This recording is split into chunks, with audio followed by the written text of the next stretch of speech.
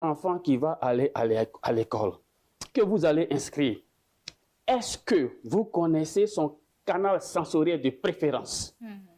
Là, je parle aux parents. Est-ce que vous connaissez le canal sensoriel de préférence de votre enfant? Ça veut dire quoi?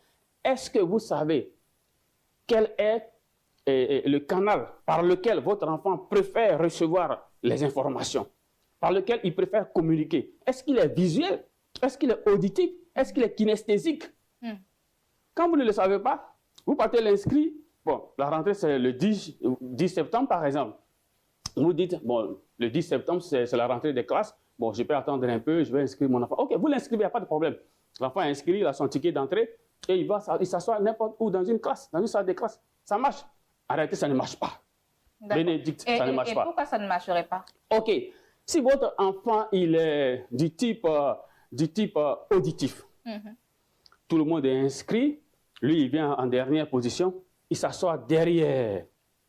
Il s'assoit derrière. Toute l'année scolaire qui va durer 9 mois, l'enfant sera sous une dose de stress. Pourquoi? Parce qu'il aimerait bien écouter le professeur, bien entendre ce que dit le professeur. Quand il entend bien ce que dit le professeur, en ce moment, il comprend, il retient. Sa mémoire se trouve là dans ce qu'il entend. D'accord. Là, il est auditif.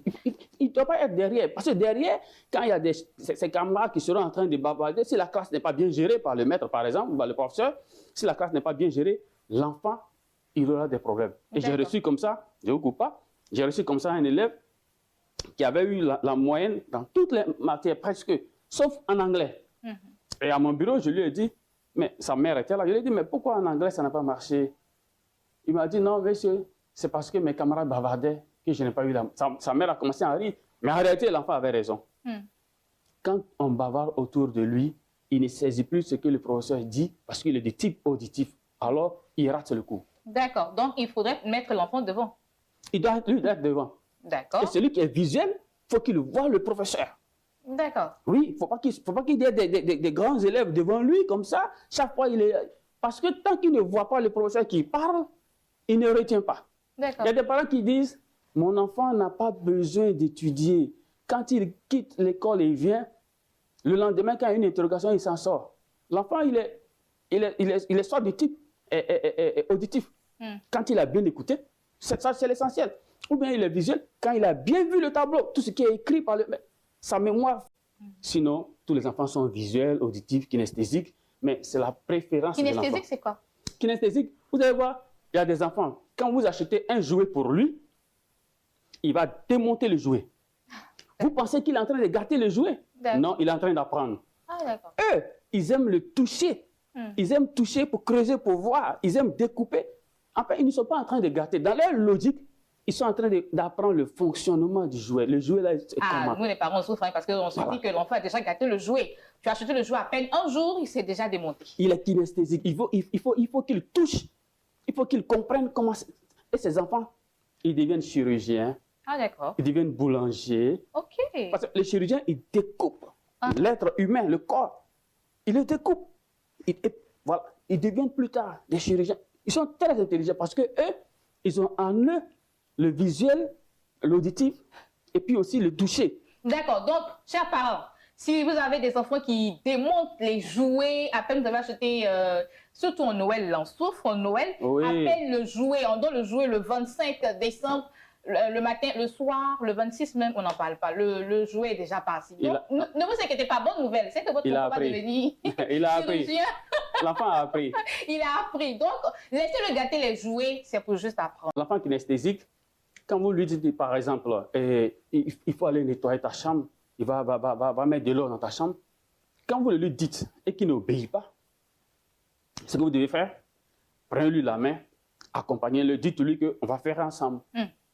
Que tu sois le père ou la mère, on va faire ton lit ensemble, on va nettoyer la chambre ensemble. Et commencer à nettoyer avec lui. D'accord. Il aime l'action. Quand vous êtes en action avec lui, c'est parti. Et la prochaine fois, quand vous lui direz, va faire, j'arrive, il va tout exécuter. Ah, d'accord. Donc, il faut lui apprendre à faire. Voilà, il faut l'accompagner. Lui, ce n'est pas quand tu dis, va, tu dis va, mais il ne va pas. C'est ça. Il n'est pas auditif. Lui, il aime. Pour cela, il faut s'approcher des coachs. Quand il y a un programme de coaching pour les enfants, Il ne faut pas rester dans les temps anciens où on dit, bon, cours de vacances, ça se limite là. En vacances, il faut envoyer les enfants à des programmes de coaching pour façonner leur personnalité, pour relever un peu leur confiance en soi. Il ne faut pas, il faut changer les paradigmes. D'accord. Okay. Et à propos de coaching pour les enfants, vous allez en donner bientôt, hein? Oui, bien sûr, d'ici le 17, le 17 nous sommes en juillet, Oui. Le 17 juillet, nous allons une journée de coaching pour les enfants avec des modules bien précis qui vont et vraiment... Qui sont ces enfants qui peuvent y participer? Est-ce que déjà, moi j'ai mon enfant qui est aussi payant, est-ce qu'il peut participer? Ben, ce sera de 7 ans à 25 ans. Il faut multiplier les paroles positives avec les enfants. Il faut réduire au mieux et au maximum les paroles négatives avec les enfants.